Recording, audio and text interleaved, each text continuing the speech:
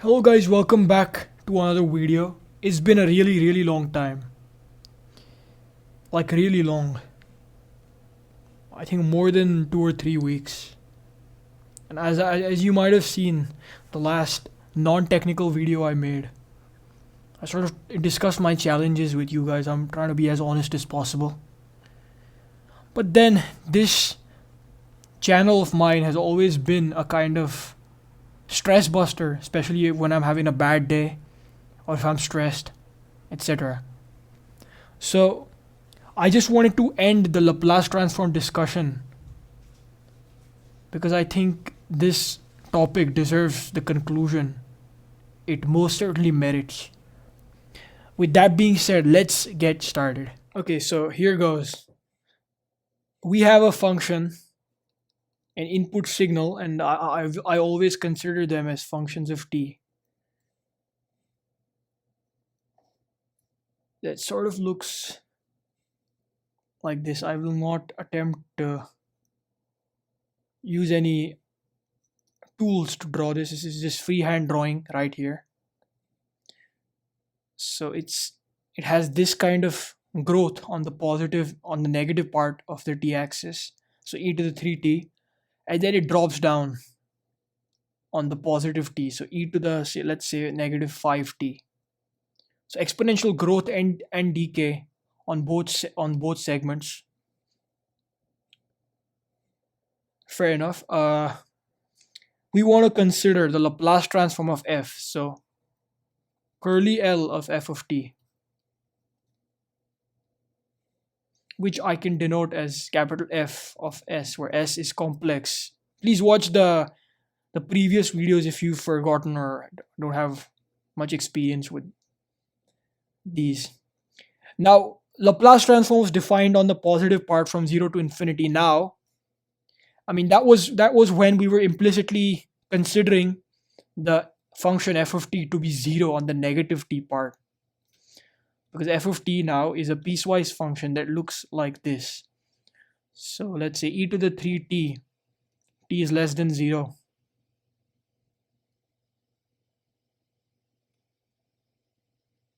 e to the negative 5t when t is greater than 0, and they agree they are both 1 at t equals 0. Now we have to consider the entire integral on the range minus infinity to infinity of f of t dt, which we will have to split again because of how things were defined here. And e to the minus st, don't forget that. That's the important bit of the Laplace transform integral. So dt e to the minus st e to the 3t plus the positive part of this integral. So dt e to the minus st e to the minus 5 times t. Yes, so I'm underlining my s, and whatever is not underlined is a 5. And what we can do is sort of just to show you initially, we can split s in a real and imaginary part. So we have s sub r, that's the real part, minus 3. I'm grouping the real parts together. And we also have the imaginary part, which I will just multiply additionally, e to the minus I s sub I. Don't forget the t here and the t there. I can do a similar thing for the positive strip. I have e to the minus s sub r minus 5 times t e to the minus I s sub I times t. Now, for convergence, the imaginary part is just a phase rotation. That does not really affect the magnitude nor the convergence of this integral. The real part is what is going to determine the radius of the complex number and also the convergence. So on the negative part, t is negative, we would want, and we have a negative here, so we would want the the part inside to be negative as well, so that this that cancels with this negative, and then t is already negative. So we want this to be negative, but on the positive we want this to be positive, such that minus and a positive t will make a negative, will cause a convergence up there. You can do this on a piece of paper if you don't believe me. So this gives us the bound. The real part of s is less than 3. The real part of s is I think I made a mistake here somewhere. There should be, yes, when I'm taking this out common, this should be a positive. My bad. So it should be greater than -5. And this is a valid condition, greater than -5, less than +3. We can draw this out. This is going to be a region on the complex plane.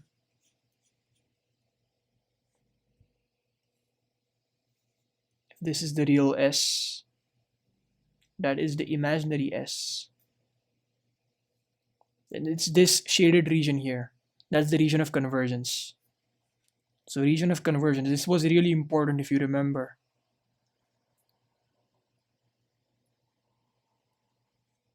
There we go. Fine, and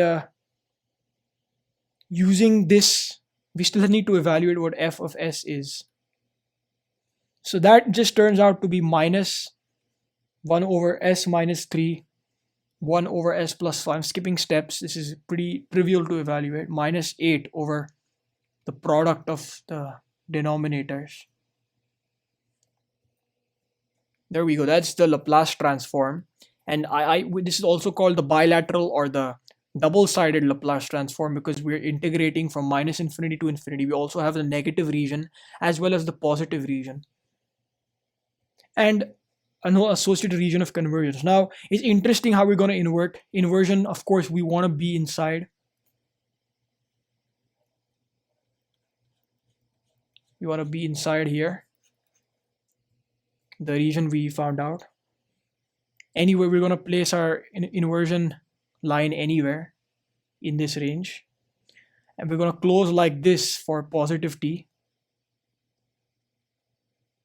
And we're going to close the other way for negative t.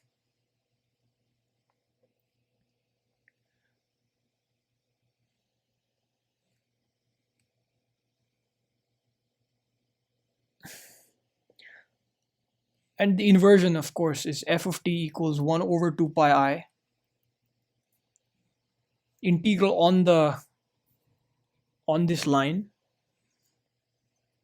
ds e to the st, and then whatever we had to, what was the integrand here,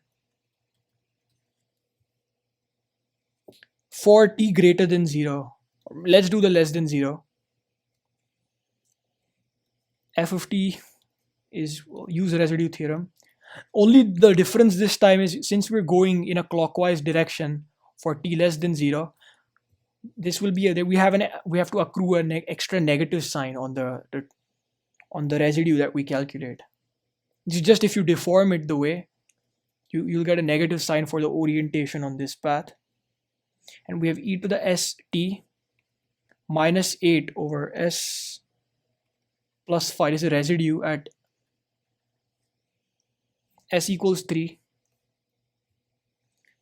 So yeah, this will cancel out a negative sign. We'll have e to the 3t. We have a phi here. This cancels with that negative. And we have 8 over 8, which is 1. So we have e to the 3t for t less than 0. And you see we're starting to generate this factor here. Similarly, for t greater than 0, f of t is 1 over 2 pi I. Now we don't need a negative sign because it's anti-clockwise direction here. You can check the orientation. This is what we were doing for a single-sided Laplace transform integral. E to the st, we have minus 8 over, I believe, s minus 3, yes, s minus 3, evaluated 5, so that's going to evaluate at negative 5, I think, yes. So it'll give a negative 8, and that cancels out to be a 1. This cancels out nicely, e to the minus 5t, which really agrees with what we had here for t greater than 0. So we've really generated our function that we wanted. There's really no problems here. We only could do that because we kept in touch with the region of convergence. We kept obeying it because that's what our property said.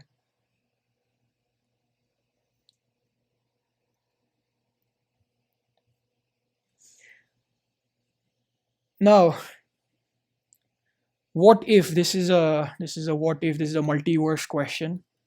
I don't know how many people watch Doctor Strange, but it's pretty much the mood these days, the multiverse. So what if here's a multiverse question? In some universe, we probably did not have to respect the region of convergence. What if, say, the region of convergence is here? Minus 5 and 3 are the bounds. Like this. What if we placed our line line integral outside the region of convergence? We're no longer between minus 5 and 3, we're outside it. We're to the right of it. So we have to close this way for t greater than 0 and close that way for t less than 0.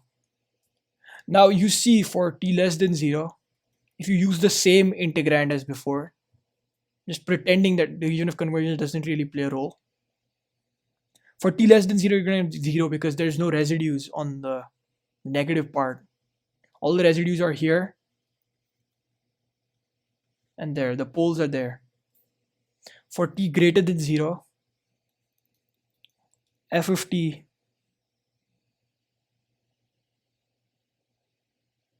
is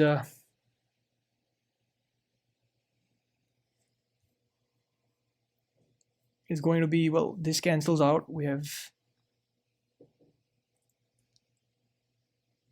We just gonna get one of them, or rather we have to evaluate at both poles. So we have minus 8 e to the st over, let's say, s plus 5 at 3 plus s minus 3 e to the st at s is 5. I'm just evaluating the residues. This will be a minus 1, so minus e to the 3t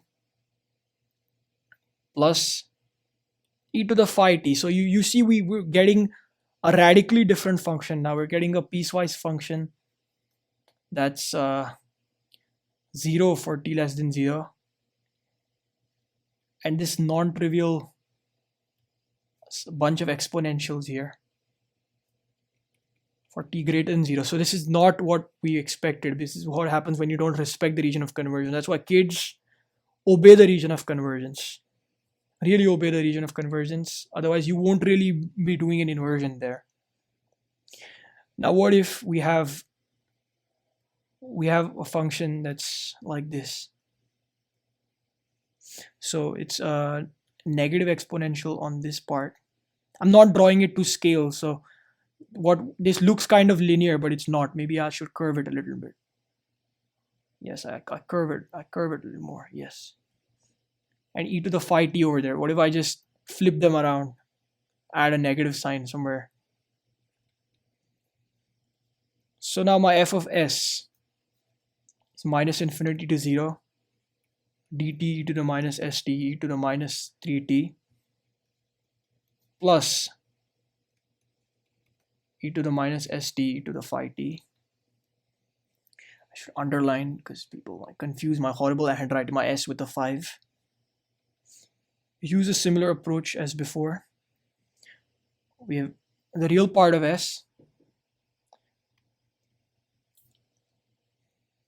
So real part of s plus 3 plus I times imaginary part of s times t minus infinity to 0. And I think this is still inside the integral.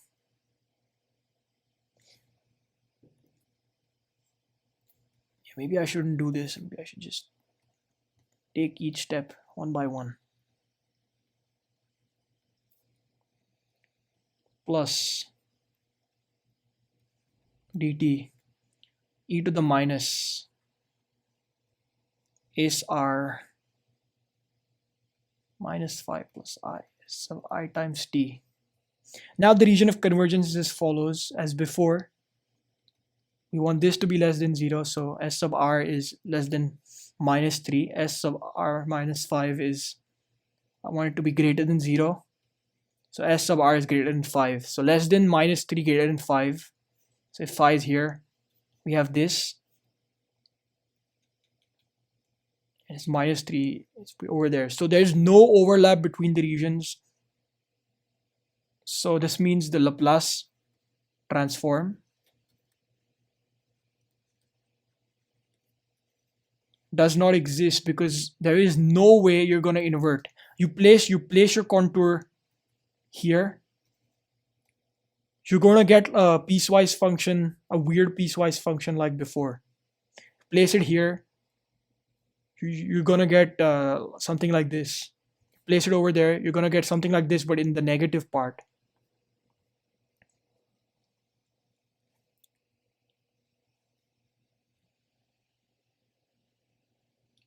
I mean, you can even see from this graph that at both infinities, this integrand is not really converging. This integral will not really converge.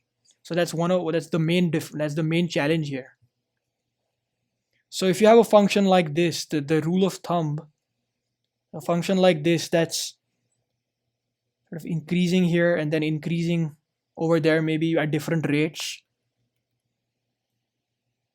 So maybe it's like decreasing at e to the alpha t here, and it's e to the phi t over there. Some weird function like this. Then the rule of thumb is if you want the integral to exist, you should have the real part of r less than alpha, and you also want real part of r greater than 5.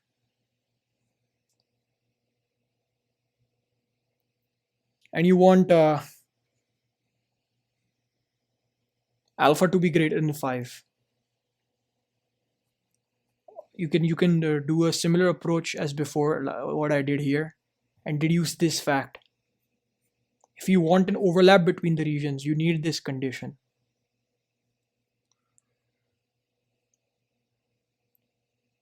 Otherwise, you're never gonna get it.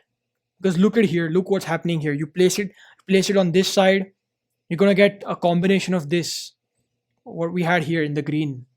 But for the negative t, you place it here to the right, way extreme right, you're gonna get something like this again, but with this combination, but in the positive t. Place something in between, you're gonna flip what we want. So for positive t, you're gonna get e to the 5.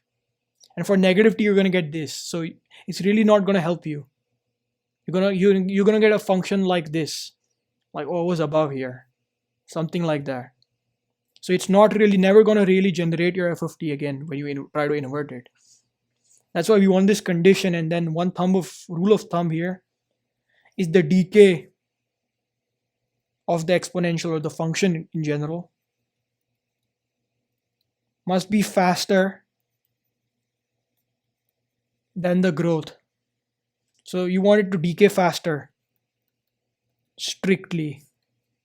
No equalities, it's a strict inequality for Laplace transform to exist. Otherwise, you cannot invert it, you cannot regenerate a function whose transform you deem to have found.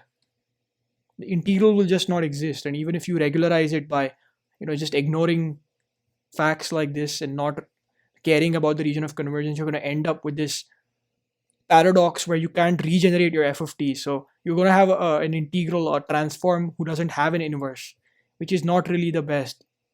It's not going to be a bijection. It's not going to help you in anything, because once you transform, there's no way back. So you lose information this way. And in physics and math, we hate this thing. Things that do not have inverses. You lose the structure of the space. A signal, you're going to lose information of the signal if it's a telephonic conversation with your girlfriends, you're going to lose the information if you just Laplace transform it later, because you won't be able to convert it back. And that's the crux of this video, and that's my time. I think this is plenty for today. See you in the next video. Hopefully we do more interesting things like Green's function in the future. I need to do some examples. My integrals playlist has becoming dry. We need to start that again. See you. Peace out.